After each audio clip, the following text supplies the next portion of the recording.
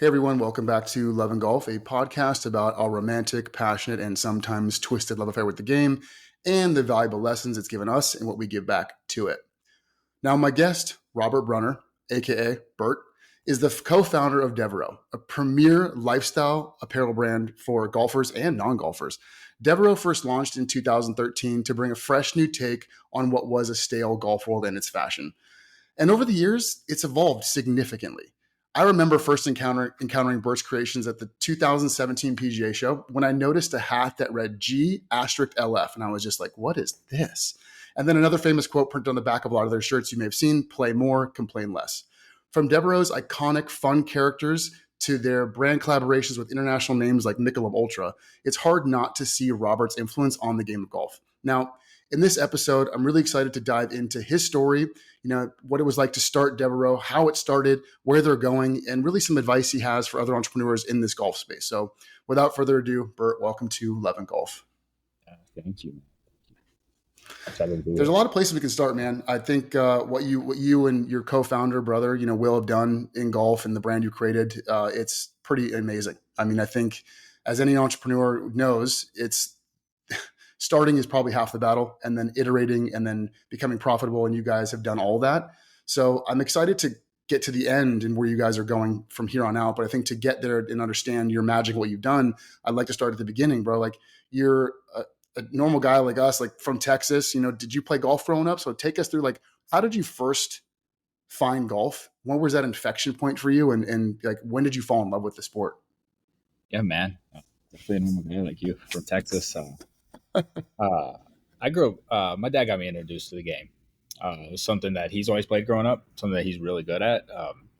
And he just, I just kind of shared that passion with him because he become excited about, watching tournaments on TV and playing, and then, trying to like help coach me or teaching in that way. I feel like that's how we bonded and connected over the years. So he's the one that really got me involved in golf. And then it just kind of, blossomed from there, because I always view the game as how my dad taught it to me, right? Traditional, kind of like in that realm of old school. But I was never like that kind of person. I'm more of a loud troublemaker type of guy. So just kind of wanted to, view like, what is golf if you push the boundaries? And that's really where Devereux Golf has come from and where it's going too. Yeah. I've noticed that even from like the main character, which is the skull, the head, it's not traditional in the world, I mean, especially in 2013. I mean, you might see a lot of that now, right? Where you see a lot of these new brands popping up that are trying to capitalize on the golf's popularity post-pandemic. But you guys got started back in 2013, right? So, where did that vision come from? I mean, I'm speaking for myself, like I've, how do I say this politely to everyone out there?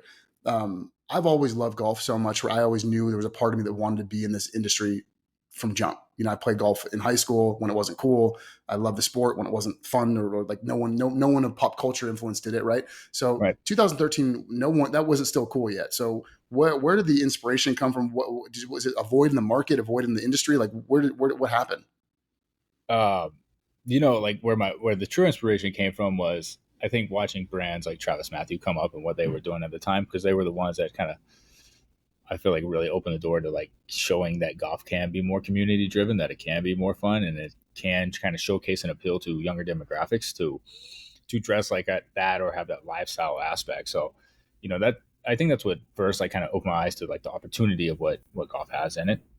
Yeah, that it doesn't have to be that traditional sake, So that's really kind of where the inspo come, and it was just to build a lifestyle based on like our perception of golf, not just like me or my brother, but the community that we build out here in Arizona, and forge that path of what golf looks like for the future of the sport.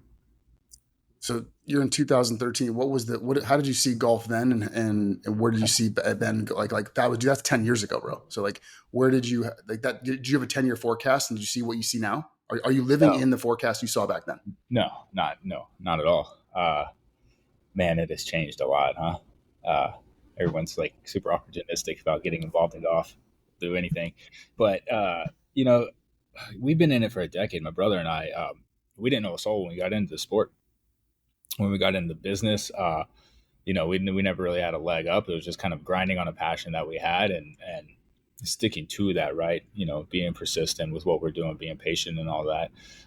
But our 10-year vision was more along the lines of kind of like carving out what that traditional golf retail space looks like with wholesale, with opening up country clubs, resorts, being the player there. And that's what we did for like the first probably 7 years of the brand. But that business is extremely difficult. Capital is hard. You get a lot of inventory flows in and out. It's a very difficult one. So we kind of had to shift gears a little bit, and we shifted gears about a little bit before the pandemic, which was nice because it kind of worked out in our favor, but it shook up like what our initial plan was. And that was to be like in the Pebble Beaches of the world. Even though we were carried there, it was just, it just didn't feel authentic enough to us. So we kind of blew up that 10-year plan and restarted in a way.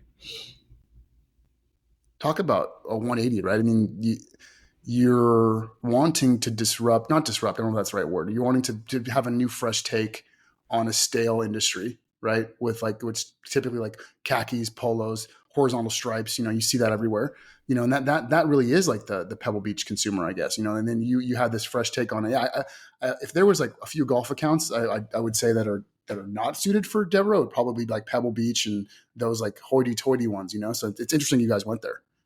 Yeah. It pissed quite a lot of people off, but that's, is what it is in business. Sometimes you have to make the hard decision, but it came to a point where we felt like we were designing for like the country clubs for that outfit that you're talking about. That's what felt fake to you guys, right? That's what you mean. Yeah, because anything like if you wanted to be authentic in terms of your design and put it out there, you're not going to sell it in the country club, right? You're not going to put the skull and put it in a country club. You're not going to put these loud polos that we have or these graphics that maybe are a little more mature for, country clubs. That's not going in there. There's zero chance, right? It's already hard enough to get spotted in pro shops because they're controlled by 3 brands: Nike, Adidas, Peter Millar. Then you have 15 brands competing for 10% of the space after that. Yeah. So it's really difficult. So you we were in this rut of designing for that, and it was hella boring. So we just like I said, just didn't feel authentic. Let's back up a sec, because I definitely want to get into more of that, and I want to provide more context for people out there that are listening. When you first started the brand, what was like, because I've done a lot of branding work and marketing work for clients and stuff like that. You kind of come up with this brand identity, this like muse or this, this stereotype or the target audience can relate to. When did you guys do that for Devereux? Did you guys like give the brand its own voice, its own identity? Was it an extension of you, your brother, friends of yours? Where did you really draw that inspiration for this vision of the company? Like, because you only knew it was inauthentic because you knew what authentic was to you guys. Does that make sense? Right. Sure. Yeah, man. All Devereux is honestly, it's just a reflection of ourselves and where we're at in life, and where we're going.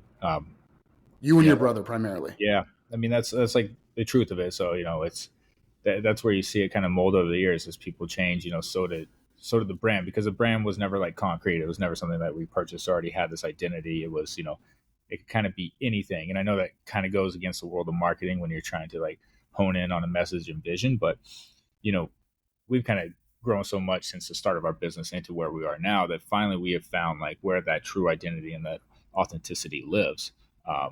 It's where we're at right now. It's like I like to say it's our happy place. If anything goes more, it'll probably be like, man, I miss those times, because we're kind of in it right now.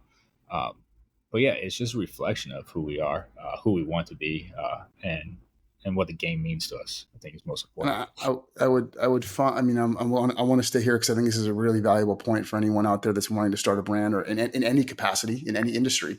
The authentic part of not only your design, but how you speak about the company, what the company looks like in your digital creations, like whether it's, reels, social media posts, online graphics, website design. There's a whole aesthetic and a whole tone it takes. So I wonder if you could speak on that a little bit and how you guys honed in on that. I know it's an extension of you guys, but did you do any exercises, or did you and your brother be like, this is the way we're going to do it, this is the way we want to look? Yeah, more like that, about kind of what we want. Like all decisions are our decisions, right? We own the company. It's just he and I in here. That's kind of the beauty that we have too, is that we make those decisions, and we really, I mean, it's not like it has to be this one way, right? It's like, this is the goal. This is the vision. Let's, work with our team, the guys that we have working for us, some other guys like in the social media space, like how can you help us bring this to life? So we I accept everybody's vision, honestly, because as we view Devereux, as we view golf too, it's all a community, right? And so we rely on the feedback of others and we build it that way. So, it's not like one thing, like we said, oh, we want it to be exactly like this. It's just the combination of everything that we have and the aesthetic that we put to mind with our designs and with our everyday lifestyle. Mm-hmm. Yeah, you mentioned Travis Mathew being some of your inspiration early on. They were the first ones to kind of bring community into it, bring lifestyle into it, where you could wear like quote unquote golf clothes off the golf course, down. And I'm sure now you're seeing a lot of new brands, whether that be, even like Malvin, who's just, who's really big now, or even ones like Manners Golf, Students Golf, a lot of these new lifestyle brands that are coming out, I'm sure draw inspiration from you guys and what you have done. So, I mean, do you think that your influence in this game has influenced other creators? I'd never like stopped to think about that. Honestly, don't care about that. It could. We don't really look into golf to see what's going on. Mm-hmm. I know what the other guys are doing. I think to a point, not so well. But man, it's really just for us. It's all about just doing what we like to do within golf. I mean, we have like 8 guys that work for us here, so it's just come with random ideas, throw it against the wall, and that's what we run with. There's no looking to see like what are these guys doing in terms of like trend or style or whatever. How are these guys setting up their programs? We don't necessarily care about that. We're just trying to put together product that speaks a story, that tells like a story for someone that's getting into the game, someone that's been in the game, trying to find their way here, and align that product for people to purchase, just so you can have like a sense of identity. Because to me, that was like the hardest thing within golf was like sharing an identity. It's already hard enough like coming into golf, and it's very stuffy and preppy, like from back in the day more so. Yeah, that it's hard to like fit in, right? And if you dress a little different, which I always I had like a different polo shirt on, then it's even harder to fit in, right? So one of my big objectives is to make everybody feel like comfortable, like it's cool, like yeah, there's other people rocking this, you can do this, like be comfortable with it, and just kind of uphold that message of golf and community for us. Yeah, that's pretty awesome, dude, and I really respect that, and the approach is extremely authentic. In starting a business, dude, like I've done a few, and some have been successful and some haven't, like really bad. And I find that the ones that have gone poorly have taught me a lot more than the ones that have gone well. Luckily for you, Devereux is going really well, and I'm sure you guys are crushing it and killing and growing. What are some of the hardships that you've had, especially in the early days, that you can share with us to inspire people to keep going? How long do you got? Dude, we got about an hour if you want it. I love that though. Like, yeah, you know what I mean though? You know what I mean? Like I think Let's everything start off with inspire people to keep going, right? Because right now in golf you see a ton of people putting out brands, putting out whatever it is, product, coaching, all these things. You never know when your time is, right? The journey is the whole point of this whole thing. You just kind of, if you believe in yourself, if you're true to yourself, just keep going along, because you're going to, you're going to be, it's going to be a shitstorm, but multiple times. Your lowest lows are low when you're starting something out, like an entrepreneur battling something, because it's you that you put all the blame on, to carry that blame, right? Yeah. But with all that, you never take time to like appreciate the highs. Anybody, but you got to understand that you don't know what's next, what's behind the next door. Opportunity, failure leads to more opportunity. You just got to keep. To us, our brand was just that, right? So in backtrack, just all those people starting out, just be true to yourself, right? Be authentic to your voice and your vision, and just keep going, I think. But as far as like our brand and like with the hardships we went through, I'll tell one story first. I interviewed for a job at Travis Mathew for it was like a free customer service gig. I was in school in LA. Went down there and interviewed. I was like, I crushed that. I got this. Didn't get that job, and I was like, well, that's fucking awful. So from that point, I was like, yeah, I got to get a little more inspired to build my own golf brand now, because it kind of pissed me off to not get like a job where you aren't paying. Yeah, I put in a lot of work to get to that point. I felt right, and it was just kind of looked over, and that's fine. Why would they know that? But that's just kind of how I felt. So that was like my first like door shut, like entry to the Yeah. market, and then turn Wow. that around. But with the brand, oh man, lots of hardships, lots of roadblocks. Was there ever a point, dude? And I don't know if you can share this or not. You have to text your brother and say, "Hey, can I share?" Was ever a time you thought you weren't going to do it? Like, did you ever think that the road was end? Like, there's no more runway. You're done.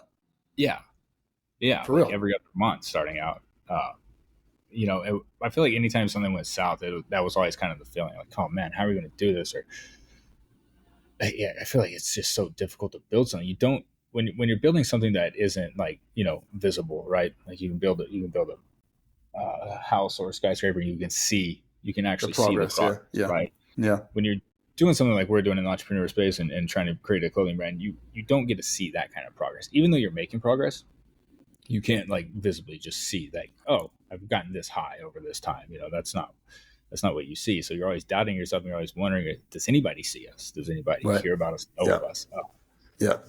man, that's a hard thing as like an entrepreneur. So it's just constant self-doubt. Are you good enough, right? Is your product good enough? You see other people come in the space that do more quicker, and it's like, oh my god, what are they doing? But you never know if like funding of people, how people are structured, set up. So it's really, you got to be really disciplined to keep going. And Yeah. I felt always at the time when we felt like our lowest lows, like, oh shit, this is, tomorrow's not going to exist. Something always came our way, fell in our lap. And I wouldn't say fell in our lap, because it's all about that process, right? Getting to that point where you present yourself where stuff can fall in your lap. So all those times. I mean, for instance, even COVID, we thought, boom, we're done. Like we didn't know what the golf landscape was going to be. We were the lowest man on the totem pole in the world of golf retail. Yeah. We're like, we're done. Yeah. Just kind of chalk that one up.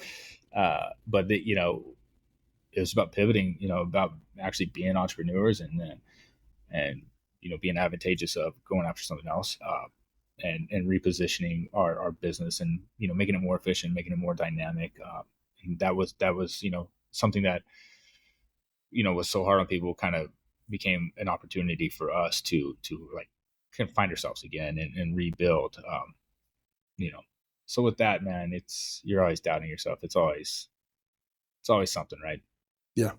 There's like a funny graphic, or like it's a joke, but like an entrepreneur's journey. It's like it's working, we're fucked. It's actually Yeah. really successful, we're not going to make it. It's like this weird, and as long as you're kind of trending upward, like a positive stock, it's you take the peaks and valleys as they come, and that, trust me, it's in starting Mully, which is a freemium model. I mean, at least when you guys start, you're making money day one. And you sell a shirt, you sell a head cover, you sell items, you sell product, you sell whatever it is, you're going to make money. We are building something with the hope that we monetize in like year 3. So it's the stresses that entrepreneurs have is, and I think you hit it on the head, dude. Like Bert, you said, I don't want to put words in your mouth. You said really something about it's the journey. And it's funny enough, man, like if Mully just broke even and I was able to put food on my table and a roof on my head, the reward truly is waking up every day, getting to interact and meet people like you and be in the golf space and doing something you love, building something that is of use to people. And it's this journey that the waking up and being on that path. Like people go like, what would you do if you didn't do this? I'm like, well, first of all, I'm pretty much there's no plan B. Like I'm going to make plan A work to some degree. So and like, aren't you worried about like having a family and kids and have a house? I'm like, no, I don't really subscribe to that culture level narrative. My narrative is wake up, be a good human, do something you love, and impact people in a positive way. And I feel like that's a lot like you and what you guys are building. And obviously you guys are more successful than Mully is right now, but Yeah, man, that's exactly what we're building, right? I mean, it's you have a love for what you do, and that's kind of the reward of everything that you're doing, is that you wake up and you dictate your own job. You dictate that you're in the space that you want to be in. Yeah, it's hard to sit at that table, but it's the work that you get there to be at that table, right? yeah, You just got to keep going along. True. A couple things I want to touch on this topic before we move on. One is, again, being in the creator space and knowing how difficult it is to have a business and start. I found that having a co-founder is one of the biggest blessings I've ever had. And like you, it's a family member. It's my cousin, Steve. You partnered with your brother, Will. What's it been like having, so it's a two-part question. What's it been like having a co-founder, like the pros and cons of it for people listening that they're trying to do the same thing or something similar? And then what's it like having that person be a relative, your brother? Yeah. It's, for sure it's good. I know we have some like bumps along the way, but have you guys always been close? Sorry to interrupt you. Yeah. You and your brother always been close? Yeah, we have. And he helped me get this thing going. Kind of reached out to him with the idea. He put some stuff together because he, graduated with entrepreneurship from college, from university, and he just really kind of helped me along the way. So my brother does all the work that I would never want to do or be part of. So we've, I think for the first years it was kind of like hard to like giving respect to the roles and environments, but we've actually worked really well where it's, I'm this side, you're that side. So, and we're two totally opposite people, which is always interesting to think that you come from the same household and you're completely different. Yeah. I think it works in our favor though. That's what's good. It's a dynamic that we have. It's the energy that we have that I think is positive. No, you definitely can't do any of this without, having that partner. So how do you guys segment the roles, if I can ask that? Like what your camp is what and his camp is what? Yeah, I'm all creative. So anything you see, touch, look at, that's me. And he's just operations, the back end, the numbers, handling all that, that business side. So way more business side than me. Got it. So he much more like operational, like the books and everything like that, and everything the creative. And that's weird. That's kind of how our brains are really divided in like this creative side and this operational side. So that's exactly kind of how my cousin and I are with Mully. It's the same kind of thing. Like it does all the operations, all the tech stuff, and I'm really all the marketing, creative, and growing. So it's great having that partner there. Because at the end of the day, the buck stops with the two of you. It's not just you. And I found that when I did it on my own, a lot of the time, the pressure kind of seeps into your subconscious, and your subconscious is kind of what dictates who you are. And you start telling yourself these stories of yourself that aren't true. And I feel like having a partner there, I'm able to not like be emotionally expensive and offload on him, but he's able to kind of help balance the ship, and be like, hey, don't worry about this piece of customer service. And we got this, don't worry about that. And so it's just nice to have that person there. You know what I mean? Yeah. He's the only other person that knows exactly what you're going through. Correct. You can't explain it to everybody. They don't, if you've never done it, you don't know. One of those things. So that's what that person is too. That's what they always are. And that's actually, a good thing to have too. Extremely good thing to have. Right. So then the last part of the segment is I wanted to kind of talk on, like we talked about kind of some of the breakdowns you had starting. Like what are some of the big breakthroughs or even some minor wins you guys have had since 2013? You said during the pandemic, it was almost like, oh shit, it's over. Like did the pandemic and the growth of golf obviously positively help your brand and what you guys have done? Can you talk on some of the wins you've had over the last few years?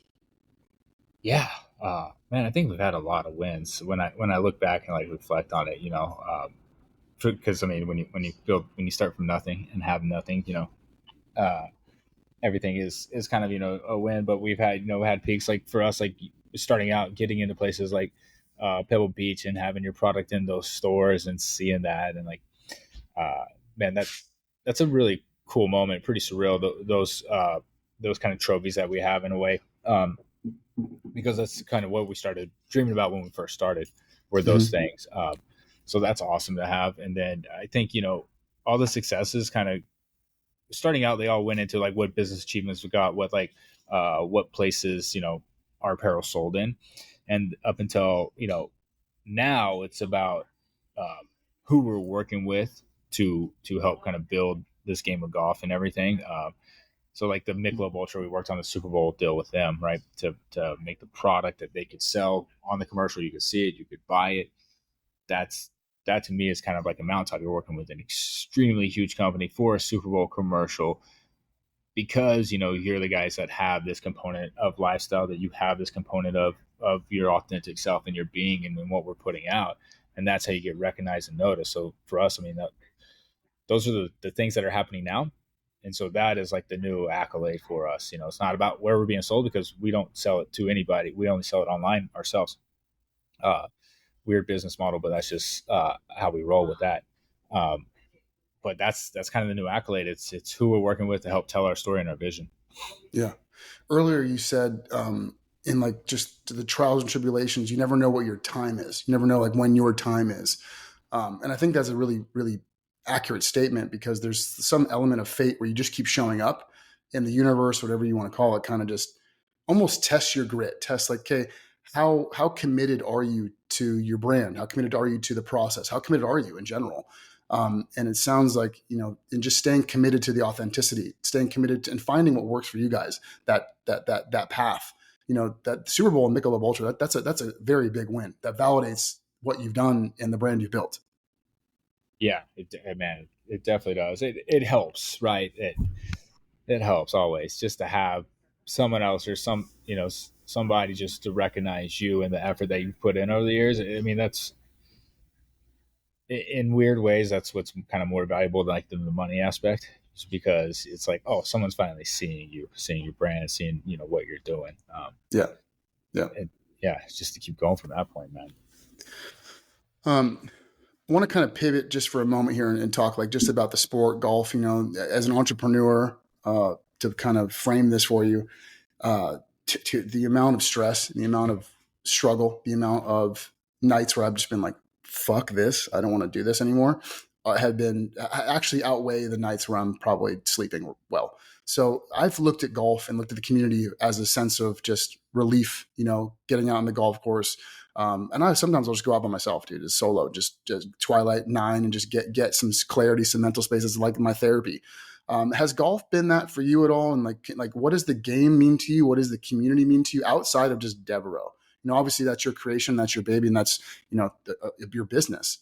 But when that's either just on pause or you just have, Bert, the human, what does golf mean to you in that context? Yeah. I, you know, I think golf is just that, is it's an escape for kind of everything, right?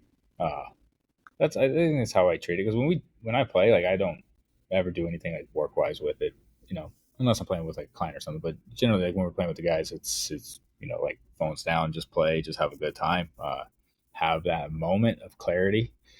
Because within golf and working with the industry, it's to be, I think, less attached when you go play the sport.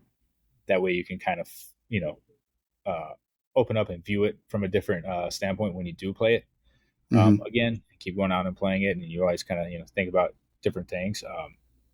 And then just also golf is just a way to work on other things, life lessons within the sport, but also like discipline aspects. So I mean, golf is a lot of things to us. I mean, it's a big tool, right? It's a big tool of the community. It's a big tool of self discipline. It's a tool of kind of learning yourself and battling your struggles of what is every day. Whether you're can't find the freaking fairway. That's kind of what I'm going through right now.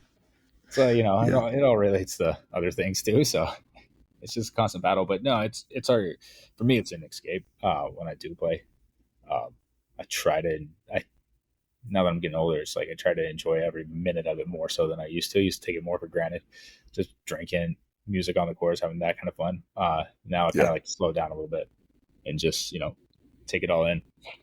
Yeah, I feel you. I mean, like I've actually felt my age a lot recently, and just playing golf. I played a lot this summer, and just going out and not getting as crazy in the golf course. It doesn't hurt my back as much when I play. But dude, now I'm aging myself. Question for you, dude. So you mentioned you're the creative side of Devereux. And this is a selfish question I'm curious about, because I've been running up into some roadblocks of my own, just creatively, on whether it's through just content creation for social. Because I think the world of social media marketing and just marketing in general, especially digital in the age we live in, there's so much pressure to keep up with content, keep creating content for your fans, your followers, your customers, to keep engaging with them, to keep, there's just this the fast paced world we live in. It's just, what I'm saying? It's this repetitive nature to keep staying in front of them. I'm curious to know your thoughts on that, because you guys have great marketing. I love your imagery. I love your content. I love the messaging. I love just really everything you do. Where do you draw the inspiration from? And you can't say no one, because there's always a force of something that we're looking at. Can you share a little bit of that with me, just and everyone listening? Is like, where do you draw inspiration from, and how do you feel about the need to keep staying top of mind? It's a big question. I'll start with like the first is like staying top of mind, and the need of feeling like that. I think that's a very difficult thing to like uh, uh, to kind of discuss. I'm trying to figure out how to navigate that, because I understand what you're talking about. You know, I think it's a curse of what social media is more Right. so, Yeah. is the feeling that you got to keep doing more. And definitely, man, I have been through that. That is like gives me crazy anxiety. It used to give me really bad anxiety, like doing that. Like, oh my god, how are these people doing so much and turning out so much, right? It's yeah, it's absolutely nuts. Yeah, but the problem with that is that's actually not the game. I don't think that was the game, and I felt like that was a game for like our brand was like, keep turning over, keep turning over. But you know, um, as we see it now, like being more comfortable like in our skin, being more comfortable with our brand, and putting Devereux Golf out there, and you know, making our collections, because we've kind of like proven our data over the course of a couple years in terms of like how we're able to sell and penetrate the market. So we have way more confidence and more comfortable that now it's for us that sense of content is it's not about how quick, it's about the quality of it is what we're focusing on in terms of putting out, because I think we people get lost in how much they can put out nowadays, uh, that we forgot about what I think purposeful content is. Like this, what you're doing, this is more purposeful content, right? It's about like helping the community, talk about the community, you know, grow the game in an aspect of sitting down with people and networking that way. You know, Yeah. that's purposeful content. It's not about, you know, just a quick sound bite, boom, boom, boom, put it out, however you want. Even though I think that's what everyone's doing right now, right? I um, I just think we have to have the time to like kind of like trust what we're doing, trust the confidence of put the confidence in our content, put it out, let it marinate longer, tell the story, let people actually like sit with it longer. Maybe people start craving that instead of, you know, the quick turn so much. But like with our brand, definitely went through that phase, and I think everyone, you have to go through that phase in a way to kind of find out what you really want to do in terms of content and push it out. Um, and as far as like drawing inspiration, man, it's not that we don't draw it from like no one. I don't think we have like a specific someone. Uh, we have an idea and a vision that we've come up with that has been like 3 years in the making. So get this, you know, with the brand, we did a rebranding like 3 years ago, and with that rebranding, we've been on a roadmap for 3 years now. And it's not like rebrand, boom, next week everything has changed, right?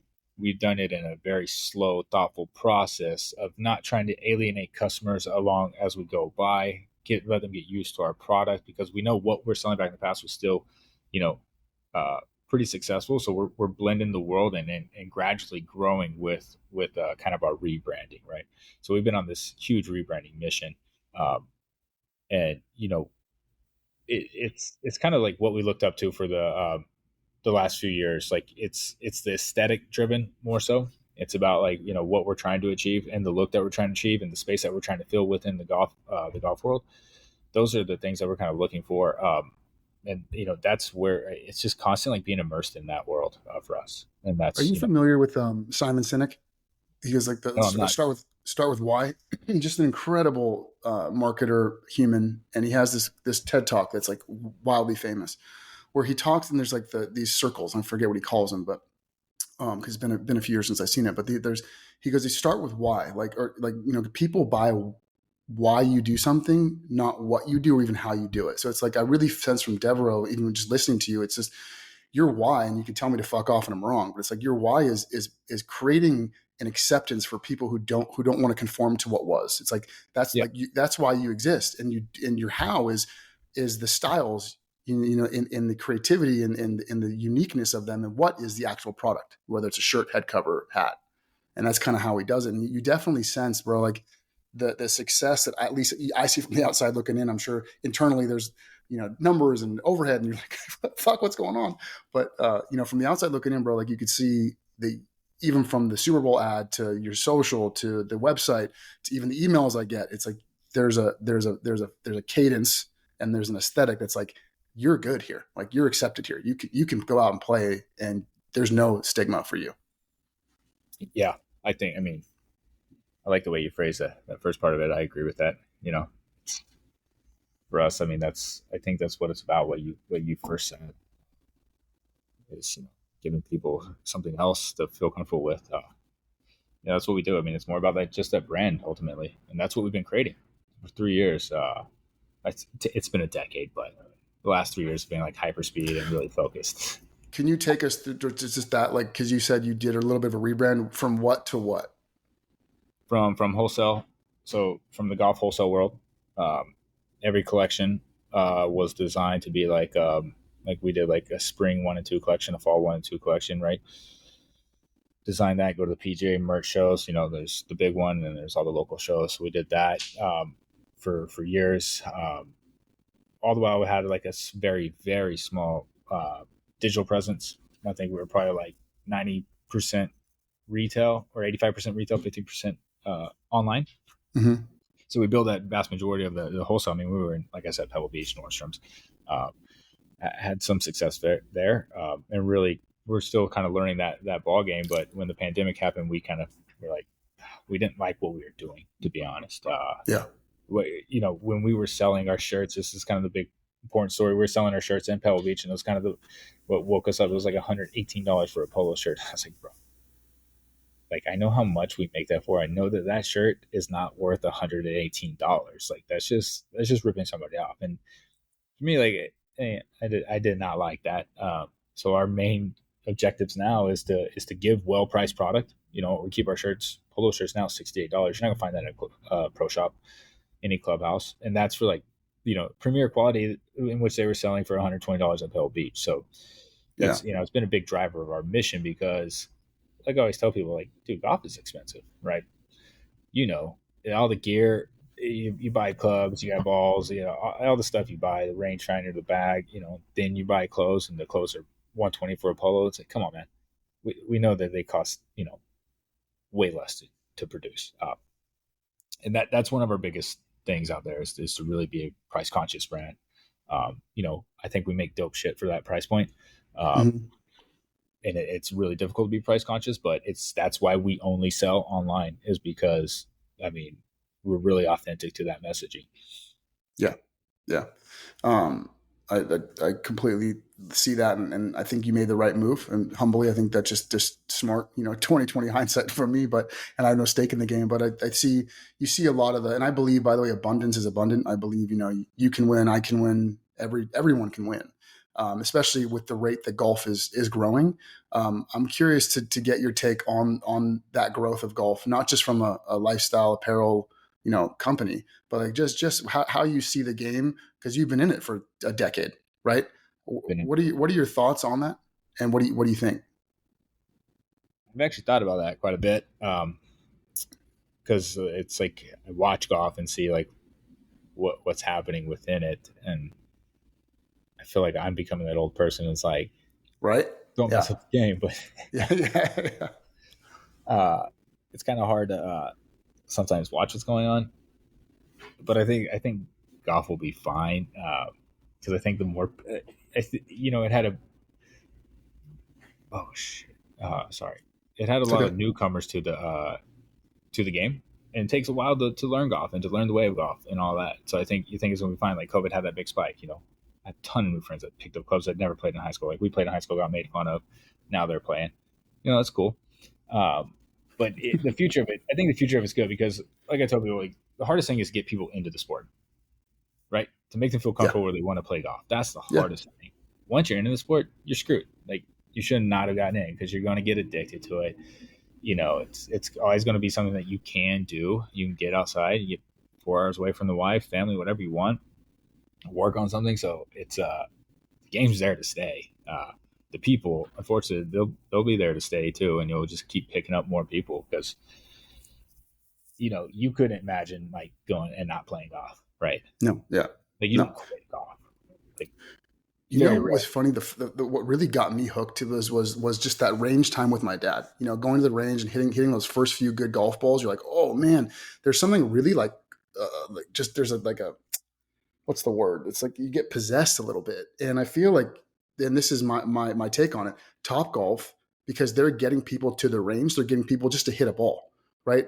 And it's like sometimes that infection point is just hitting a golf ball. So I think they're the ones growing the game like by a shit ton, because hey babe, what do we do? Want to go on a date tonight? Let's go to Top Golf. People want to Top Golf on dates and getting addicted to golf that way. So I just think it's just crazy. And then that infection point is going to bleed people into the game that are like, hey, I need to find a brand that suits my personality. And then Devereux, and then there's others. So I really feel like it's only going to just bring more customers to you and more opportunity for you. And it's just, I think the growth of the game, whether I have, dude, and this is my tangent, bro, and I'm sorry, I'm going to go here right now, but I do have a problem. I have a big problem with some of the content that's being made in the golf space right now. I'm not going to mention names. Dude, we make memes. We have a lot of fun with memes, but I think some of like the violence with it, like the making fun of people and hitting people with golf carts, it's just like, what? That's not the ethos and the core of what I really want golf to stand for. But it's like you said, that clickbait is just through the roof on those. You're in a different algorithm than me. I don't see that. Thank God. Oh God, dude, I need to change. Yeah, if there Instagram, if you're listening, because guys, can you just reset our account somehow? Because fuck, yeah, I see that. What do you see? What do you see? Wait, I want to know what you follow. Man, I just see like every brand that pops up. You're in the which I like, and you can never knock. But it's like, just because you picked up sticks doesn't mean like you have to just go make a clothing brand. It's a lot easier to make clothing brands now because you can find them more on the internet. I guess so. I don't know, but man, I'm inundated with brands, fashion style brands. Yeah. Hey, and it's like it's hard for me to be a person to be like, nah, you probably shouldn't do that, but because I can't say that. But it's such a difficult business, and it's to some people like it is their business, and people just throw stuff at it. You're just wasting money at some point unless you're true about it and you sit down and create a business plan and outline it, like treat it as like a true business. That's something that I see that it kind of bothers me, and I don't know how I can navigate or talk about it or feel about it, but it's what it is. They say take an opportunity at the sport right now. They say in your line of work, inventory is the killer. What's your response to that, and how do you navigate that? That's why we got out of wholesale. Yeah. Because inventory is the killer, right? We would have to order so much product, and you're ordering 8 months in advance of your product because you're having to freight it over here, then get it ready for spring season to get embroidered and shipped out to clubs. Mm-hmm.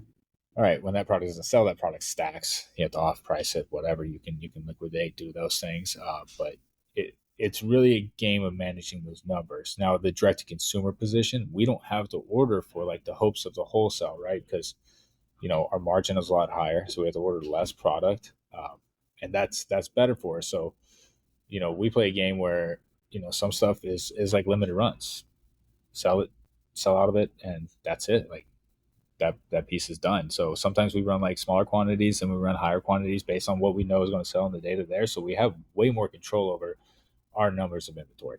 But that's also that's like the last 5 years dictating what that is, because if you're just buying on a hunch, you're going to get burned a few times. Like you can't avoid it, right? You're going to get stuck with the product.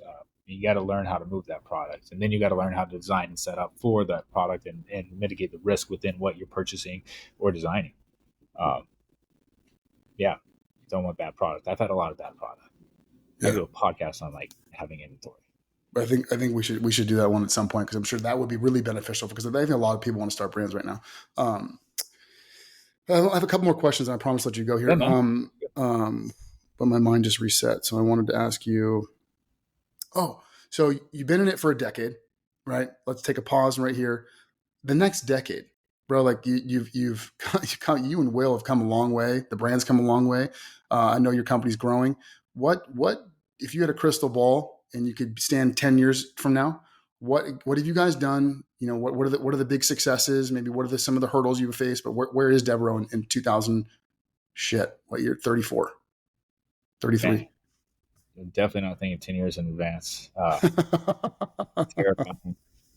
I think the future projection for us is like what we want to be and what we want to do is to stay in that space of continuing to put out apparel and collections, but to continue to increase like what our production value of that is, or what the quality of that product is for people, and tell our story through through apparel. I mean, that's our biggest thing. But on top of that is also kind of have more of like a media component to the brand that is more divulged in golf, but from, golf from our standpoint, not golf from just chasing around the tour and talking about the guys, but golf from like what the lifestyle is and how it affects people, kind of like what you're doing here.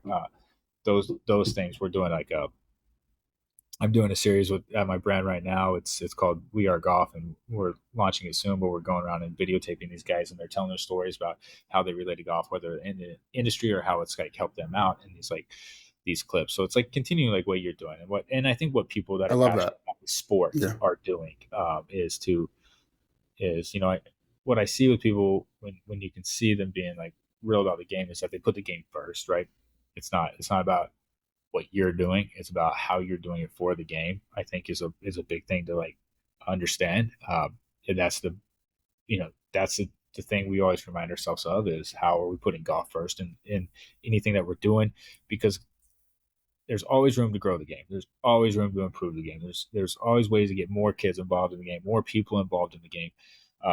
There's ways to reach out to community using the game. It has so many great qualities of it, and that's our biggest mission, is just to continue to grow the game, but from our standpoint, our lifestyle standpoint, in that realm, and then be that kind of player in it. Yeah. Wow. That's really well said. And I think the growth of the game has a lot of different aspects to it. To your point, you can grow the game in a tech fashion the way we are. You can grow the game in a lifestyle component that you're doing.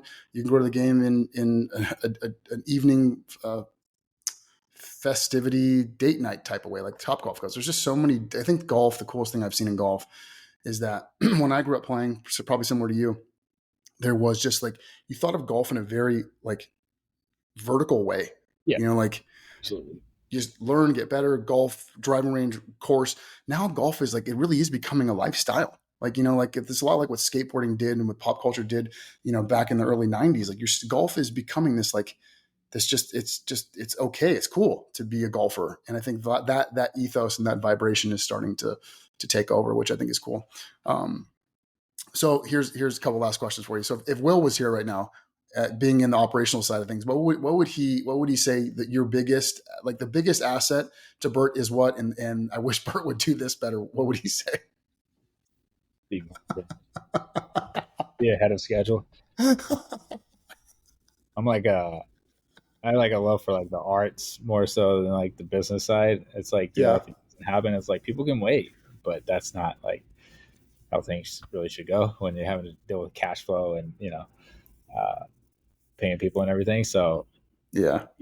I'm just all about the product and wanting to put good product out and, romanticizing that where, he wants me to be more like strict and on time and, be more organized with what we're doing, which we're building that up because the business is getting more serious. So it's getting to the point where that has to be shaven up and we're working on that big time. But that's like Achilles heel.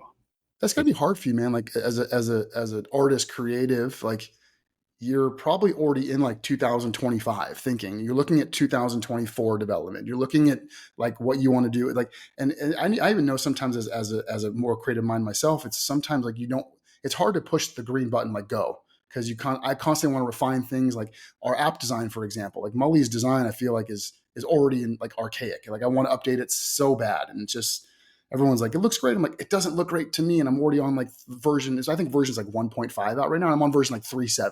So talk about that for you guys? Like how do you deal with that? The truth, we don't. No, We don't lie to us first, then tell us the truth. The lie would be, yeah, we would be looking to 2025 in terms of design, and yeah, that we're on the schedule or a year out. That would be the lie. No, man, we operate very differently. I think we're very quick to market, so we come up with a design, a collection, an idea based on like going around the office talking about stuff, putting it out there, and then something pops, and then it's like boom, let's do that, and we make it in that moment, and we design in that moment. I think that is where a lot of our success lies, because you're capturing, lightning in a bottle at that point, right? If we were to say in 2025, this is what we should do. Yeah. That's just plain not cool in 2025, to be honest, because you're right. in 2023 thinking that you're projecting, and it's not going to turn out great. So we really like our brand designs in the moment. we just completed fall 20, our second drop in fall 22 last week, and that will be out in like by November. So that's how fast we operate. That's how I fast we love move. that. It keeps you up with the times too. I mean, like you don't have to forecast as long, and I think that's really smart. Okay, dude. Final two questions. I promise. And then I'll let you go. I swear to God. This is the final two questions, and then you both say our thank yous and all that. But first one is, you mentioned this in the pace in which you move. I COVID and what it did for the working world. Everyone's decentralized now. Everyone's remote. And you just said like you're able to walk around the office and collaborate. Talk about that one, just the importance of collaboration, especially in your industry, because I miss being in an office space with my coworkers, throwing shit on a whiteboard, breaking for lunch, like the huddling and the teamwork aspect of it Yeah. is significant. And I want you to, like, what does that impact on your business? And the last question would be just overall advice you would have for anyone creating a brand, any kind of brand, that is having trouble starting. So those are the last two. Okay, the first one, Matt.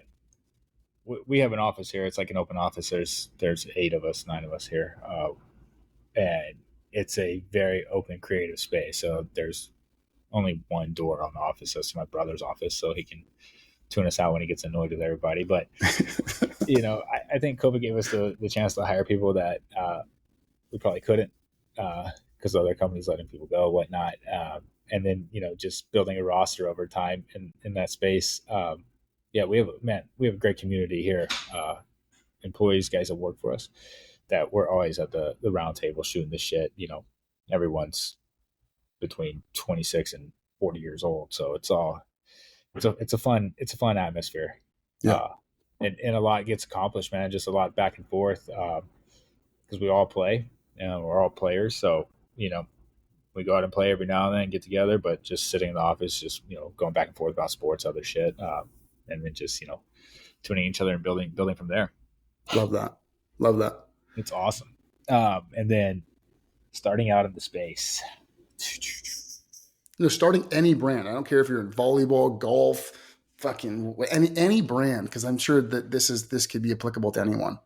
Yeah, I often ask myself, like, if I were to like do this over again, how would I start? And I still have no idea how to even like get the ball rolling. To be honest, it is so like it's still so mysterious. But honestly, I think it's what I always break things down to is consistency over time. It's about how good you're doing product, how good your messaging is, how good you are about your discipline, and putting that out over time. Because even though we view everything as an overnight success because of social media and whatnot, that's not the reality of things, right? Yeah.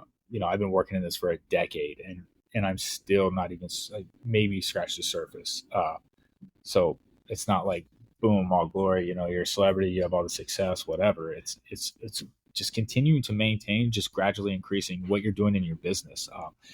You got to take chances. You got to take risks. That's the only way you're going to learn. That's the only way you're going to like process data and get better about what you're doing in that world. But all I can say to people starting out is it first you got to be willing to fail, right? You got to be willing to get burned, but you also have to be willing to get up and keep going at it. Trust whatever it is in your gut that you can trust and keep building from that point. But it's not for the faint of heart, as you know. It's not easy. Yeah, you're going to lose. It's not going to be just constant wins. It never is. Yeah. It's about how you deal with losing.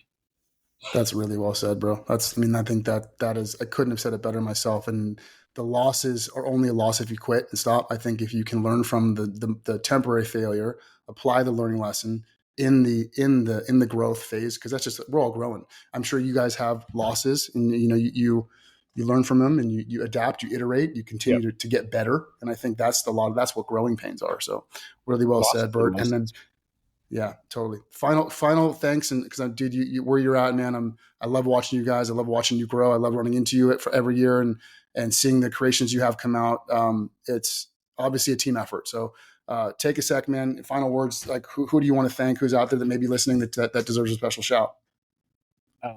Just anybody on just the guys that made it possible. But we're releasing 2 collections coming up. One is Grow the Game collection coming next month, and then we're releasing a really sick collection at the end of fall. I'm gonna wait for that one, but it's gonna be like our best work yet. So we're super stoked about that.